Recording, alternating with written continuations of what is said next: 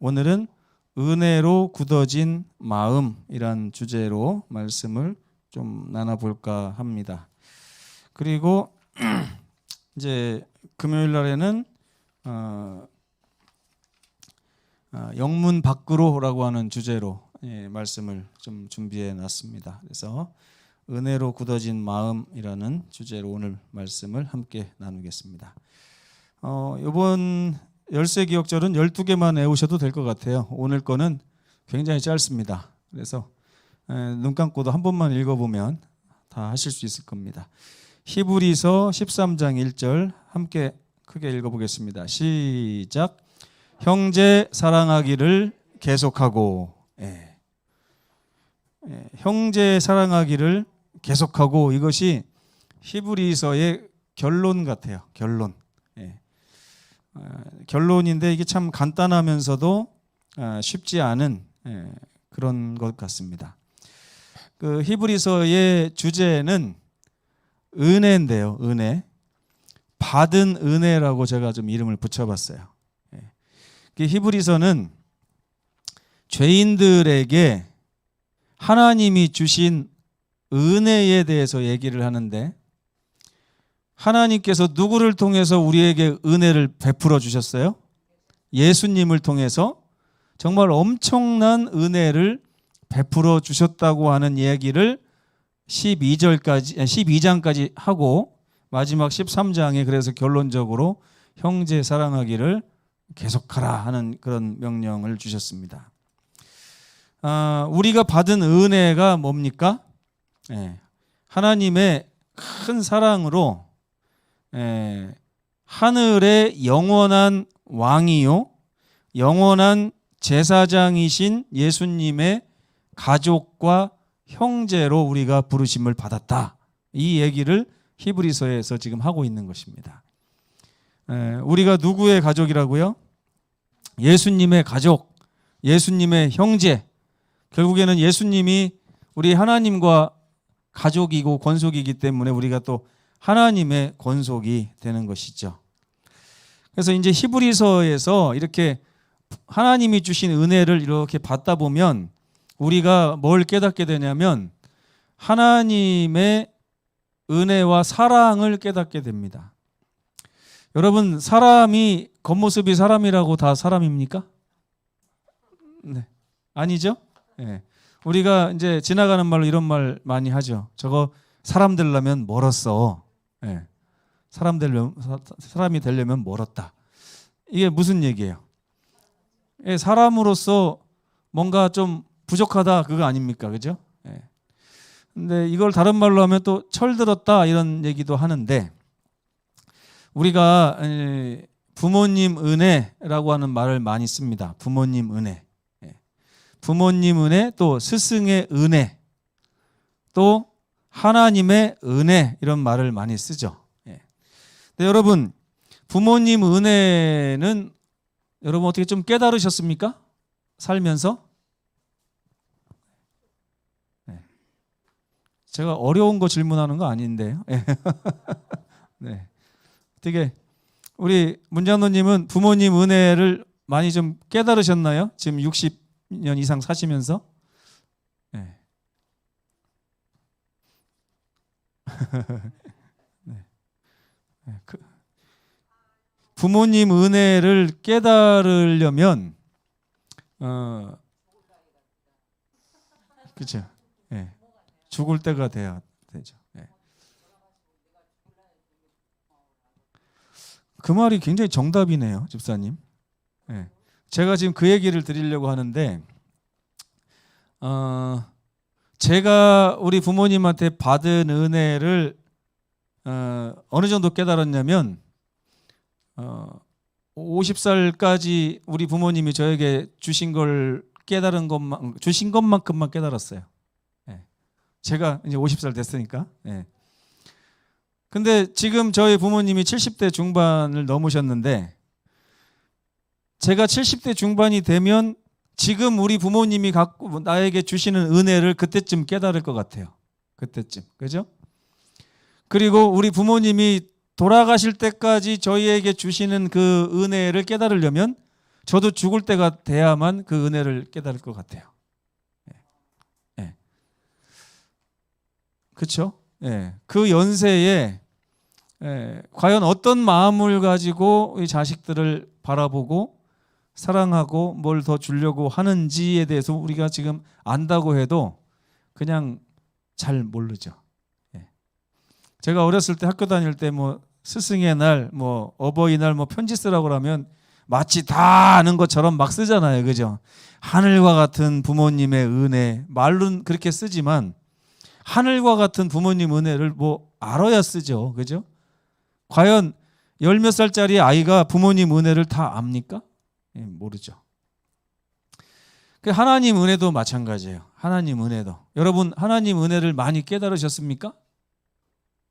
어떻게 해야지 하나님 은혜를 깨달아요? 오늘 제가 이 은혜를 깨닫는 방법을 좀 알려드리려고 그래요. 은혜를 깨닫는 방법. 결론적으로 말씀드리면 제가 부모가 돼서 아이들을 키우다 보니까 부모님 은혜를 조금씩 알아가고 있다는 생각이 들어요. 부모님 은혜를 조금씩 알아가면서 제 스스로 어떤 생각이 드냐면 내가 사람이 돼가고 있다라는 생각도 합니다. 근데 여러분, 그럼 하나님 은혜는 어떻게 깨달을까요? 하나님 은혜는? 네? 하나님께서 우리를 사랑하는 것처럼 우리도 하나님이 형제를 사랑하는 것처럼 우리가 하나님이 돼서 하나님의 역할로 세상의 형제들을 사랑해 봐야만 하나님이 나에게 어떤 마음을 가지고 그동안 나를 대하셨는지를 알게 되는 거예요. 저는 예전에 십자가를 보면 하나님 은혜를 깨닫는 줄 알았어요. 십자가를 보면. 또 성경을 보면 하나님 은혜를 깨닫는 줄 알았어요. 근데 여러분 생각해 보세요. 내 친구의 아버지가 내 친구를 위해서 목숨을 버리셨다고 아무리 얘기해도 그 은혜가 내 마음에 와닿습니까? 와닿지 않아요. 그냥 그 아버지 좋은 아버지네 이 정도지. 그 얘기를 딱 들을 때마다 막 마음이 울컥울컥하면 눈물이 왈칵 쏟아지고 이거는 누구만 할 수 있어요. 그 은혜를 마저 본 사람만 알 수 있어요. 마저 본 사람만. 그렇죠? 그래서 예전에 제가 부모님 은혜를 마저 봤는데도 불구하고 이 당하는 사람 입장에서는 주는 사람의 마음을 잘 모르겠더라고요. 주는 사람의 마음을. 그 마음이 도대체 어떤 마음인지를. 그렇죠? 그런데 우리 부모님이 우리에게 하신 것처럼 나도 똑같이 할 수 있는 기회를 보니까 하나님이 다 주신 거예요. 우리가 부모가 되면서 나도 자식을 사랑해 보고 나 자식에게 뭔가 해주고 은혜를 베풀어 보니까 이게 보통 일이 아닌 거예요. 보통 일이. 그렇죠? 말이나 잘 들으면 보람이나 좀 있을 것 같은데 말을 좀 잘 듣지 않잖아요. 그죠? 근데 가만히 보면 그것도 뭐라고 할 수가 없어요. 되돌아보면 그러면 저는 어렸을 때 말을 잘 들었느냐? 그것도 아니거든요. 그러니까 저희 아이들을 통해서 제가 막 느끼는 감정이 사실 몇십 년 전에 우리 엄마 아버지가 저를 보면서 느끼는 그런 감정. 그죠?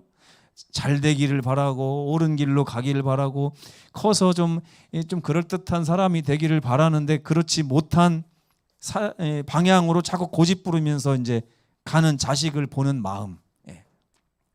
여러분, 하나님의 이 사랑을 우리가 어떻게 하면 그 은혜가 내 마음에 꽉 자리 잡도록 할 수 있느냐에 대해서 바울이 지금 이야기하는 것이 13장 내용이에요.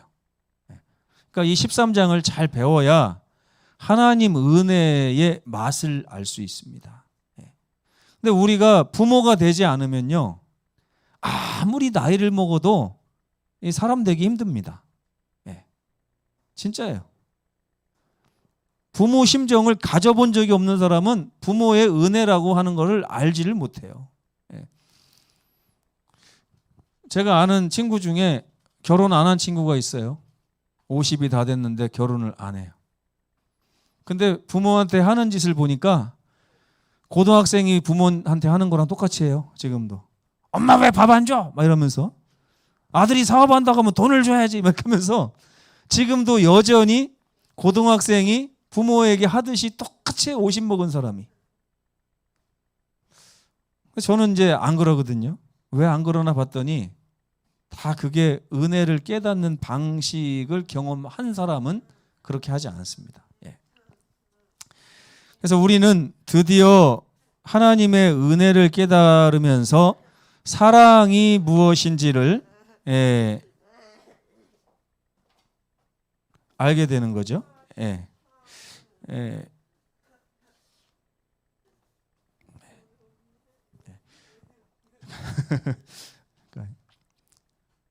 그 사랑이라는 게 뭐냐? 사랑은 내가 아닌 다른 누군가를 향하는 것이 사랑입니다. 내가 아닌 다른 누군가를. 잘 기억하세요. 사랑은 나를 향한다고요? 다른 사람을 향한다고요? 다른 사람을 향. 이게 사람이 철이 들었느냐 안 들었느냐가 여기서 결정이 돼요. 부모가 된 사람은 그 사랑이 자기에게 머물고 있지 않습니다. 물론 아직도 우리가 죄인이기 때문에 자기를 위하는 마음도 있지만 적어도 누구에게만큼은 그 마음을 좀 양보하게 됩니까? 자식에게만큼은. 그렇죠? 그래서 이 사랑을 알게 된 사람은 이 사랑에 대해서 어느 정도 이제 관심을 갖게 되고요. 우리가 히브리서를 통해서 하나님의 이 은혜를 이렇게 쭉 받으면 우리도 이제 하나님과 같은 사랑을 해야 된다고 하는 그런 명령을 받게 돼요. 왜? 그래야 돼요. 그래야만 하나님이 주신 사랑을 깨달을 수 있기 때문이죠.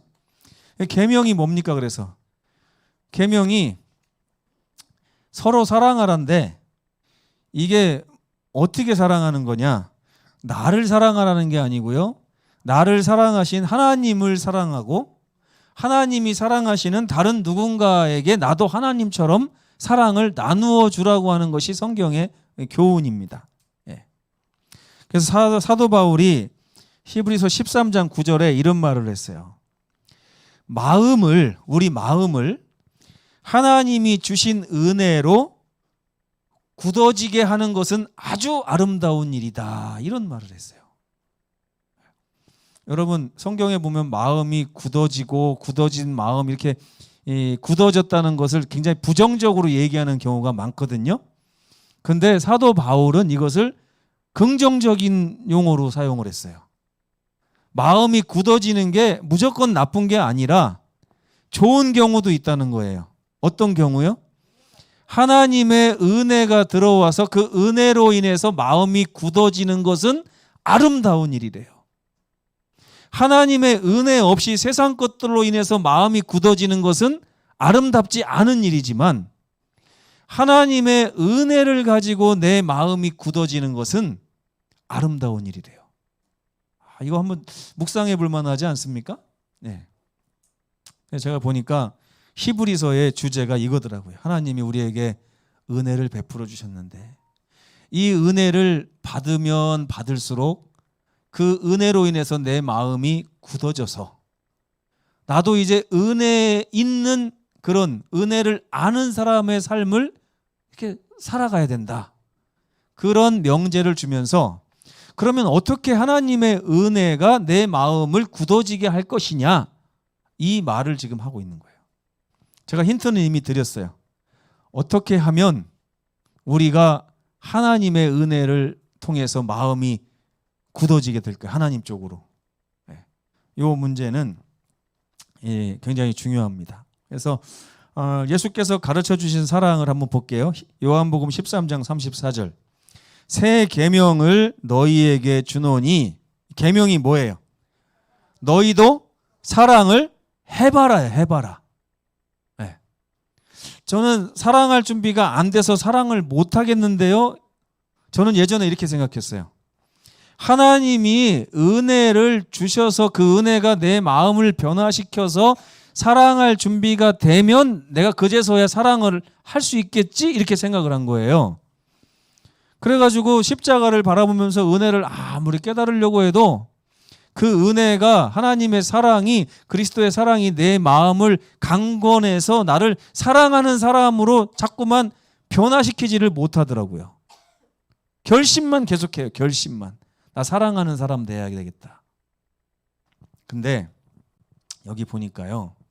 계명이 뭐냐면 하나님이 너희를 향해서 행하신 사랑을 깨달으라가 계명이 아니에요. 예? 먼저 사랑을 하라는 것이 계명이에요. 사랑을 하면서 사랑을 하다 보면 이 사랑의 초보자들이 계속해서 부딪히는 돌이 있습니다. 걸림돌이. 기저귀는 어떻게 갈아야 되지? 우리 엄마는 애 똥 쌌을 때 어떤 마음으로 기저귀를 갈았지? 예? 애가 막 배고파하면 어떻게 해야 되지? 모르잖아요. 모르는 상태에서 사랑을 해봐야 돼요. 사랑을 시작하게 되면 그때부터 우리가 사랑을 모르기 때문에 자꾸만 사랑이 어떻게 해야 되지 할 때마다 이 젊은 엄마들이 누구한테 자꾸 전화를 해요. 자기 친정 엄마한테 전화하는 것처럼 사랑을 해본 사람이 자꾸 하나님한테 물어보게 돼 있어요. 그래서 계명이 뭡니까? 내가 너희를 사랑한 것 같이 너희도 서로 사랑해라.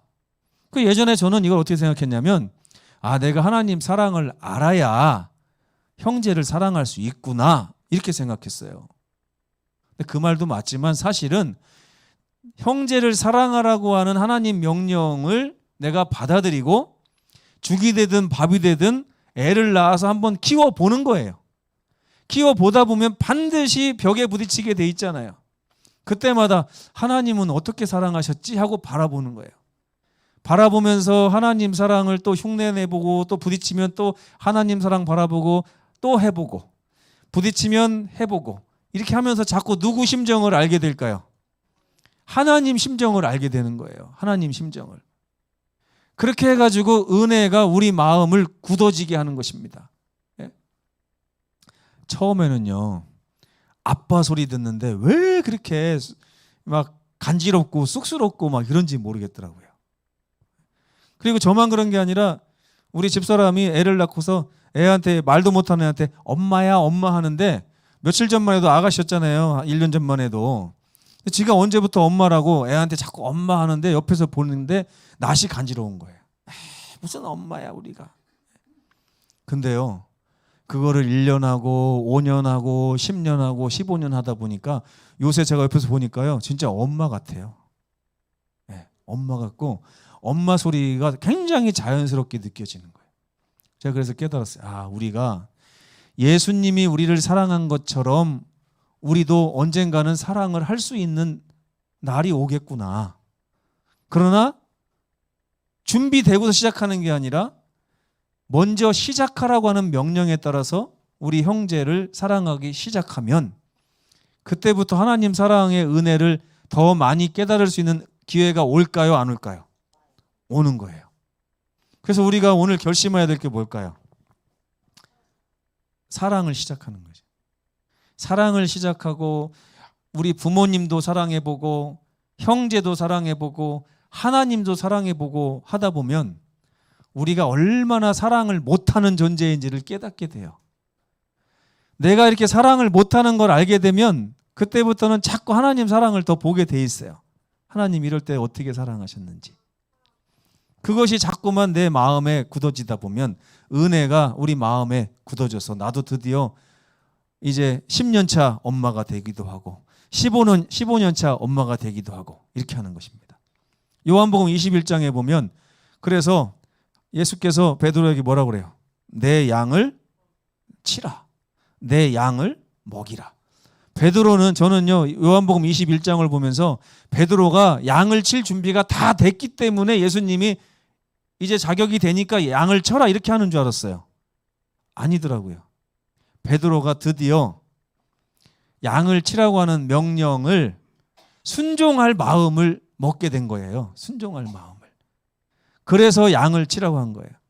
그 양을 치다 보니까 베드로가 완벽한 목자처럼 양을 쳤습니까? 아니죠. 이방인하고 밥 먹는 거 들킬까 봐 도망다니고 숨고 얼마나 그랬어요.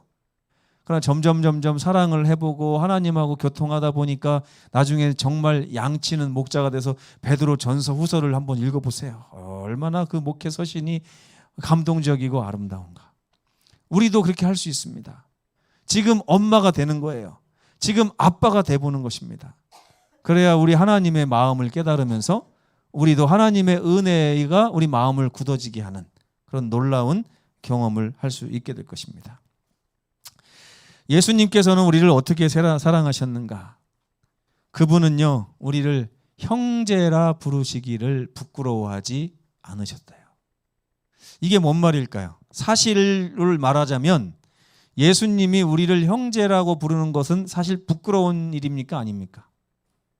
사실은 부끄러운 일이에요. 그렇죠? 우리하고 예수님하고 완전히 수준이 많이 차이 나잖아요. 근데 우리 주님께서는 우리를 형제라 부르십니다. 우리와 같이 고난당하시고 우리와 같은 위치에 서서 늘 우리를 바라보시는 것이죠. 그래서 예수님께서는 그 부족하고 그 연약한 사람들을 보면서 하나님, 이 연약한 사람들 내 형제입니다. 그들의 죄를 사해 주시고 아직도 자기가 뭐 하는지를 알지 못합니다. 계속해서 그 연약한 사람들을 형제로 맞이하시고 그 형제를 사랑해 주시는 예수님의 사랑을 우리가 볼 수 있습니다.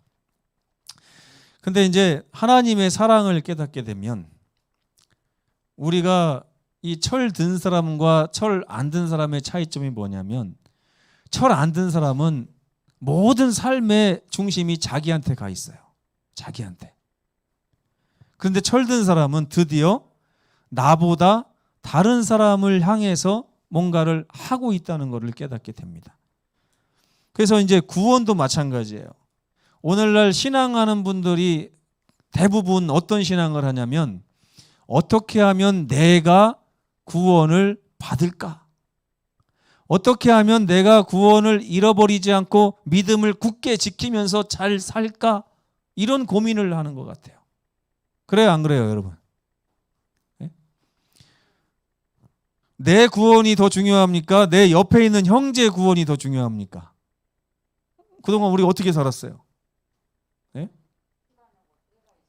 네? 네. 네. 네. 변하죠. 네. 근데 이제 히브리서를 보니까 히브리서가 계속 말하는 게 뭐냐면 이 은혜를 모르는 사람들은, 하나님이 주신 은혜를 모르는 사람들은 자꾸만 자기중심적인 신앙을 하게 돼 있대요. 자기중심적인 신앙. 교회도 나만 오면 돼.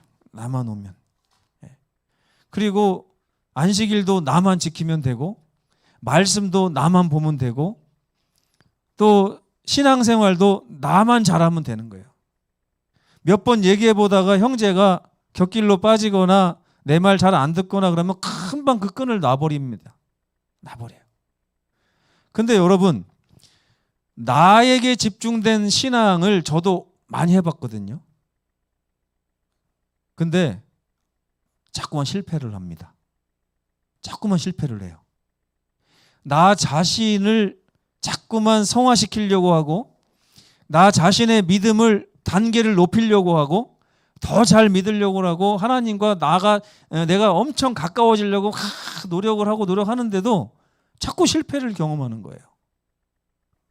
그 왜 그런가 이렇게 생각해 봤더니, 사랑이라는 것 자체가 나를 향하게 돼 있지를 않더라고요. 형제를 사랑하게 되고 형제의 구원과 형제의 삶과 형제의 품성과 형제의 이런 걸 자꾸 생각하면 생각할수록, 그 형제를 도와주면 도와줄수록 누구의 신앙이 완성되냐면 내 신앙이 자라나고 내 신앙이 완성돼 가는 걸 느끼는 거예요. 히브리서가 말하는 게 그거예요. 그래서 지난주에도 제가 말씀드렸죠. 히브리서 12장에 보면 망령된 행동을 하는 형제들을 살피라 그랬어요. 그게 명령이에요. 너희가 에서와 같이 망령되게 보이지 않는 것과 보이는 것을 바꾸는 그런 사람이 되지 말아라 하는 것이 기별이 아니라 내 형제 중에 누군가가 보이는 것과 보이지 않는 것을 바꿔 먹는 사람이 있는지 없는지를 살피라는 것이 히브리서의 명령이에요. 네. 첫 번째는 내가 망령된지를 살피는 신앙. 두 번째는 형제가 망령된 일을 하는지 안 하는지를 살피는 그런 신앙. 어떤 신앙이 우리를 안전하게 한다는 것입니까? 네. 형제. 나 말고 내 주변에 있는 형제의 신앙을 살피는 것이 오히려 나의 신앙을 더욱더 자라나게 한다는 거예요. 저도 평생 신앙한 사람입니다. 그렇죠? 근데 왜 그렇게 자라나는 것이 더딘가? 자라나는 것이. 왜 나는 여전히 나밖에 모를까? 왜 여전히 나는 관심이 나에게만 집중될까 생각해 보니까 나에게 집중돼서 살았기 때문에 이 속사람이 자라질 않은 거예요. 자라질 않은 거예요. 여전히 누군가가 나를 공격하면 마음에서 분노가 일고 금방 막 형제가 미워지고 형제에 대해서 질투가 나고 시기가 나오고 미움이 막 나가는 거예요. 왜? 나를 지키려고 하는 신앙을 했으니까. 근데 사도 바울은 뭐라고 그래요? 너희가 은혜를 받았으니 이제는 형제가 곁길로 빠지는지 안 빠지는지를 지키는, 형제를 지키는 신앙을 한번 시작해봐라. 여러분, 아벨을 죽인 가인이 하나님 앞에서 이렇게 했던 변명이 있어요. 뭔지 아세요? 네? 하나님이 네 아우 아벨이 어디 있느냐 그랬더니 가인이 뭐라 그래요? 내가 어떻게 합니까? 내가 내 아우를 지키는 자입니까? 이게 바로 죄인의 가치관이에요. 그죠? 여러분 여 옆에 있는 이 빈자리 다 누가 어디 있습니까? 그러면 우리가 어때요? 속으로 말은 겉으로는 안 해도 내가 이 사람들 어떻게 다 챙깁니까? 나오기도 바쁜데. 그렇잖아요. 네? 그러니까 신앙이 나를 향한 신앙을 이제는 히브리서를 공부한 분들은 내려놔야 돼요. 네? 내려놔야 돼요. 어떤 신앙으로 전환을 하란 얘기입니까? 이제는 네? 형제를 돌보고 형제가 어떻게 신앙을 잘하는지를 도와주려고 하는 그런 기도 생활, 그런 말씀 생활, 그런 봉사 생활로 전환을 해야 된다는 거예요. 그러다 보면 자기 자신의 신앙을 지키려고 하는 사람보다 하나님 은혜를 훨씬 더 빨리 깨닫게 됩니다. 아멘? 네. 제가 오늘 되게 중요한 걸 말씀드렸어요. 저는요, 이게 평생의 고민이었어요. 왜? 성경을 아무리 읽어도 은혜가 내 마음에 들어와서 은혜가 안 되는 거예요. 머릿속에만 맴돌지 그 십자가의 은혜가 가슴으로 내려오는 게 너무 어렵더라고요. 어려워요. 그래서 왜 그런가 봤어요. 마치 결혼하지 않은 총각에게 결혼한 친구가 너 아버지 마음이 어떤지 아냐? 아버지 마음 이런 거야 저런 거야 아무리 얘기해도 총각이 몰라요. 아 그러냐마는 이게 가슴으로 내려오질 않아요. 그렇죠? 제가 예전에 결혼하기 전에도 사건 사고를 많이 뉴스를 통해서 봤어요. 어떤 아이가 납치당해서 죽었다더라. 어떤 아이가 길 가다가 차에 치여 죽었다더라. 어떤 아이가 뭐 어떻게 해서 사고가 났다더라. 뭐 팔이 부러졌다더라. 이런 얘기를 들을 때마다 제가 그냥 이런 일도 있네 그러면서 넘어갔어요. 근데 결혼을 해서 아빠가 되고 나서 보니까 왜 이렇게 감정이입이 되는지 몰라요. 네? 지금 우크라이나에 전쟁이 일어났잖아요. 엄마 아빠를 잃어버린 아이들이 너무나 많아진다는 거예요. 지금 그 아이들 사진이 이렇게 나왔는데 갑자기 저도 모르게 막 눈물이 나요. 마음이 아프면서. 네?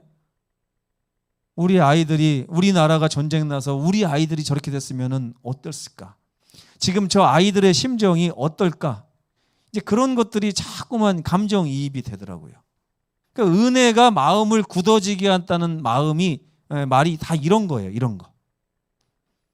그래서 왜 성도들이 저는 목회자로서 뭐가 자꾸 고민이냐면 왜 성도들의 마음이 은혜를 통해서 삶이 변하지를 않을까? 10년을 같은 얘기를 하고 10년을 은혜에 대해서 10년을 십자가에 대해서 계속 얘기하는데 왜 우리는 저도 그렇고 우리 여러분들도 그렇고 왜 10년 전이나 지금이나 신앙하는 것이나 이 하나님을 섬기는 마음이 왜 이렇게 차도가 별로 없을까? 왜 그럴까요? 왜? 이 결론이 저는 히브리서를 공부하면서 깨닫게 됐어요. 내 신앙이, 우리의 신앙이 하나님의 사랑의 기본 원칙인 이타심에 있지 않고 이기심에 있었구나. 구원을 얻어도 내가 얻어야 되고, 구원을 얻어도 내 가족이 구원받으면 되고. 근데 여러분, 하나님은 우리 시선을 밖으로 돌리라고 요청을 하십니다. 밖으로. 그래서 이 히브리서 13장에 보면요, 오늘 제가 짧게 설명을 드릴 텐데 뭐라고 나오냐면, 첫째, 우리는 우리의 시선을 이웃에게로 돌려야 된다. 우리 자신을 향해 있는 신앙이 아니라 이웃을 향한 돌봄으로 바꿔야 된다. 그 첫 번째는 손님 대접하기를 잊지 말라. 그죠? 나그네들을 접대하라고 하는 것이에요.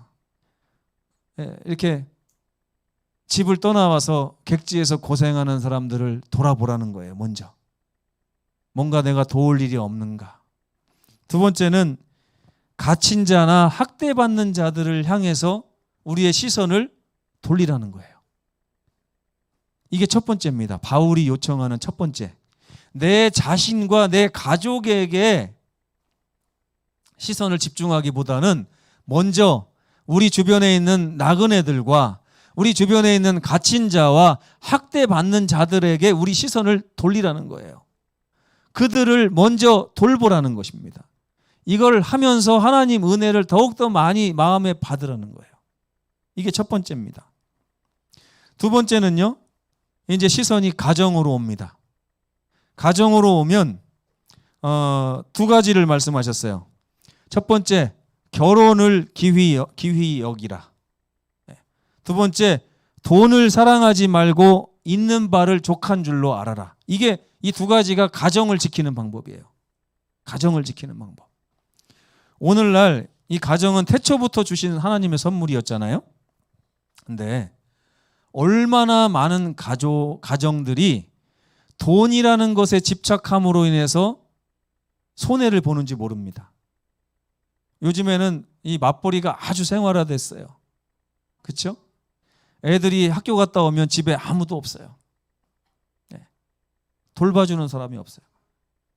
그것이 얼마나 아이들의 정서에 두고두고 영향을 미치는지 모릅니다. 그런데 그 중요한 아이들의 정서적인 부분을 채워주기보다는 부부가 다 조금이라도 더 벌기 위해서, 지금 있는 것보다 더 벌기 위해서 아이들에게 줄 사랑을 좀 갉아먹고 있는 거예요. 아예 안 준다는 게 아니고 아이들이 더 많은 사랑을 받아야 되는데 일정한 시간을 떼서 돈 버는 데 사용하는 거예요. 그러니까 아이들이 어렸을 때부터 유치원에 가고, 그죠? 아기 때부터 엄마 사랑을 덜 받는 것입니다. 엄마 아버지 사랑을. 이게 가진 거에 만족하지 못하고 더 많은 것을 소유하려고 하는 돈에 대한 집착 때문에 가정이 피해를 보는 거예요. 두 번째는 결혼을 귀히 여기지 않고 내 가족을 귀하게 여기지 않는 그것을 얘기하고 있습니다. 그런데 이것을 이 가정에서 정말 중요하게 생각해야 되는데, 첫째는 성적인 부분, 성적인 부도덕으로부터 우리가 우리 자신과 우리 가족을 지키는 게 너무나 중요하고요. 굳이 성적인 것뿐만 아니라 가정이 무너지지 않도록 지키려고 하는 노력은 굉장히 중요하다는 것입니다. 그 다음에 그것이 가정을 파탄나게 하는 것이 두 가지가 있는데, 하나는 돈에 대한 집착이고 하나는 성에 대한 집착이라는 거예요. 이것을 바울이 특별히 얘기했습니다. 그래서 이웃을 향해 이웃을 돌볼 뿐만 아니라 내 가정을 돌보라는 거예요. 가정을. 무엇보다 중요한 게 내 가정이라는 것. 하나님 앞에 가정이 얼마나 온전하게 서야 되는지를 지금 얘기하고 있는 것입니다. 그러면서 이런 말씀을 주셔서 시편 118편 6절의 말씀을 히브리서에 그대로 써놨는데, 주는 나를 돕는 이시니 내가 무서워하지 아니하겠노라. 사람이 나에게 어떻게 할 것이냐. 우리 하나님이 나를 돕는 분으로 계시기 때문에 내가 사람으로부터 어떤 위협을 당할 일은 없다. 그러니 나는 모든 걸 하나님께 맡기고 내 가정에 충실하고 내 가정을 아름답고 행복한 가정으로 만드는 일에 나의 모든 걸 다 쏟아도 된다. 이 얘기를 지금 하고 있는 것입니다, 바울이. 자, 지금 두 가지 얘기했어요. 첫째는 우리의 시선을 어디로 돌리라고요? 이웃에게로. 두 번째는요, 우리 가정에게로. 가정을 지켜야 된다는 거예요, 가정을. 세 번째는 교회입니다. 그래서 형제 사랑의 세 번째 방향은 교회인데, 여기 보면 뭐라고 나오냐면, 하나님의 말씀을 너희에게 일러주고 너희를 인도하던 자들을 생각하며 그들의 믿음을 본받으라. 너희를 인도하는 자들에게 순종하고 복종하라. 예. 이게 순종하고 복종하지 않는 사람들의 특징은 뭡니까? 내가 순종해야 될 대상보다 누구의 생각이 더 중요한 거예요. 내 생각이 더 중요한 거죠. 그런데 내 자아를 내려놓고 나를 이끄는 분에게 나의 의지나 이런 거를 복종하라는 것입니다. 이 사도 바울이 얘기한 이 세 가지, 우리 마음이 은혜로 이렇게 굳어지게 되는 세 가지 방법. 마지막이 우리를 이끌고 우리에게 말씀을 주는 지도자들에게 순종하고 복종하면서 그들의 삶을 따라가고 그들이 하는 것처럼. 그래서 이 전에 보면 히브리서 11장에 믿음의 선구자들을 써놓고 12장에다가는 그 모든 스승 중에 가장 큰 모본이신 예수님의 삶을 써놨습니다. 그리고 마지막으로는 이 교과에 보면 예수님이 큰 목자라면 우리 교회를 지도하고 있는 지도자들은 작은 목자다. 이 작은 목자들에게 순종하고 복종하는 삶을 사는 것이 정말 은혜를 받는 데 있어서 중요하고 우리 마음을 은혜로 굳어지게 하는 데 정말 중요한 것이다. 이 세 가지를 얘기하고 있는 것입니다. 그래서 가장 작은 목자들에게 가장 그 목자들을 기쁘게 하는 게 뭡니까? 가장 그 목자들을 기쁘게 하는 거.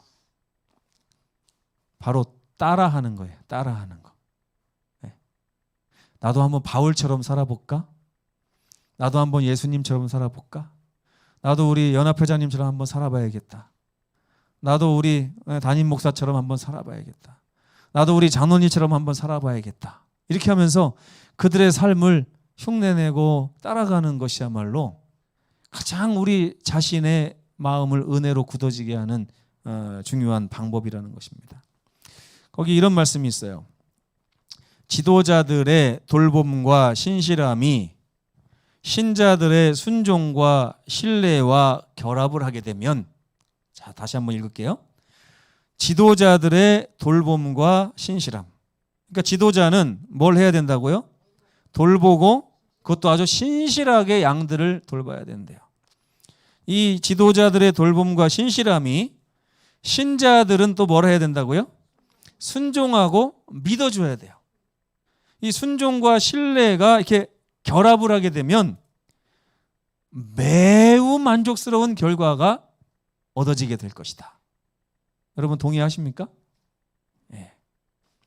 그래서 제가 이제 세 가지를 말씀드렸어요. 그래서 우리가 은혜가 제일 중요한데, 첫 번째는 우리가 은혜를 얻기 위해서는 이웃을 돌보라고 하는 하나님의 명령에 먼저 순종하면서 부족하지만 그 일을 시작하는 것입니다. 두 번째는 우리 가정을 향해서 사랑하는 행동을 시작해 보는 거예요. 왜 많은 가정들이 깨지나를 봤더니 가정에서 내가 나머지 가정의 구성원들을 섬기려고 하는 게 아니라 섬김을 받으려고 할 때 가정이 깨지더라고요. 내가 아빠인데 내 말을 안 들어? 막 이렇게 하면서 왜 나는 아들인데 아들 대접을 이거밖에 안 해주나? 왜 남편인 나에게 이렇게밖에 못하나? 왜 아내인 나에게 이렇게밖에 못하나? 이런 정신들이 가정을 깨지게 한다. 가정이 안 깨지려면 어떻게 해야 돼요? 내가 내 가족 구성원들을 섬기는 자리로 가면 가정이 안 깨진다 이거예요. 네. 그래서 가정을 섬기는, 가정에게 봉사하는 그런 성도가 됐으면 좋겠습니다. 그 다음에 세 번째는 교회. 내가 중요한 게 아니라 내 교회가 더 중요하고, 내가 중요한 것이 아니라 우리 교회의 지도자가 더 중요하고, 그 지도자를 신뢰하고 그 지도자에게 순종하면서 따라서 그 지도자가 이끄는 방향으로 가는 것입니다. 그 지도자가 때로 곁길로 갈 때가 있어요. 그럼 어떻게 해야 돼요? 하나님께 기도해야죠. 하나님, 우리 지도자를 붙잡아 주십시오. 우리를 옳은 길로 인도할 수 있도록 붙잡아 주십시오. 이렇게 하면 우리 마음이 은혜로 굳어지게 되는 역사가 아주 속히 찾아오게 된다는 것입니다. 그래서 은혜가 깃든 삶을 사는 것은 우리 히브리서를 배운 사람들에게는 너무나 중요한데요. 히브리서의 독자들은 받은 은혜로 인해 하나님의 무화적 사랑을 머리로나마 깨달은 사람들입니다. 그래서 요한은 이렇게 말했어요. 우리가 사랑함은 그가 먼저 우리를 사랑하셨습니다. 물론 하나님의 사랑을 마음으로부터 아는 것도 중요하지만 머리로 알고 그 머리로 안 상태 하나님의 명령을 받는 거예요. 사랑하라고 하는 그 명령을 이제 결혼해서 애 낳고 한번 키워보라고 하는 그 자리로 우리를 이끄시는 주님의 음성에 순종하며 나아가 보는 것입니다. 저는 아직 남을 돌볼 여유가 없습니다. 저 입에 풀칠하기 힘들고요. 시간도 없고요. 뭣도 없고 뭣도 없습니다. 그러면 은혜가 마음에 들어올 기회를 스스로 차버리는 거예요. 왜 하나님께서 자꾸만 형제를 사랑하라, 성제를 사랑하라 하나 봤더니 형제를 사랑하지 않는 분들은 하나님 사랑을 요만큼밖에 깨닫지 못하는 거예요. 사랑하면 사랑할수록 우리가 예수님처럼 되는 것입니다. 참된 그리스도인들은 하나님의 주신 은혜로 마음을 채우고 그 마음을 은혜로 굳어지게 해야 합니다. 그래서 그렇게 하는 방법은 내가 아닌 우리의 신앙을 해야 돼요. 내가 하늘에 가는 게 중요한 게 아니라 우리가 하늘에 가는 게 중요한 것입니다. 마치 모세가 우리를 데려가지 않으시려면 내 이름까지 생명책에서 지워줘 주십시오라고 하나님께 말씀드린 것처럼 내가 중요한 신앙을 이제 내려놓고 우리가 중요한 신앙으로 한번 전환하라고 하는 것이 이 하나님의 음성인 것입니다. 은혜로 굳어진 마음으로 이웃을 향하고 가정을 향하고 교회를 향한 형제 사랑의 돌봄을 이제 시작해 보시는 우리 모두가 되기를 간절히 바라면서 말씀을 마치겠습니다.